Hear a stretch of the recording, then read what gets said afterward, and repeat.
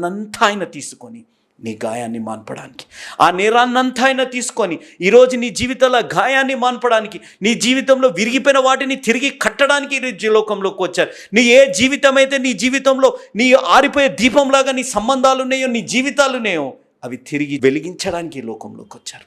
ఆ కార్యం ఈ జీవితాల్లో జరుగుతుంది. ఆ కార్యం జరగాలనగా ఇదే అనుకూల సమయం, ఇదే రక్షణ దినం.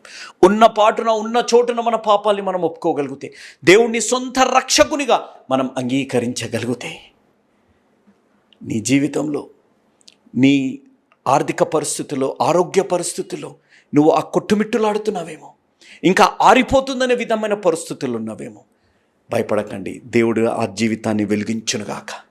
నీ జీవితంలో ఉన్న నష్టాన్ని తొలగించి నీ జీవితంలో ముందుటి కంటే అత్యధికంగా దేవుడు వెలిగించి నేను దీవించునుగాక. నీ జీవితంలో విరిగిపోయిన పరిస్థితుల్లో ఉన్నావేమో, ఒక రేళ్ళు వలె you might be very delicate with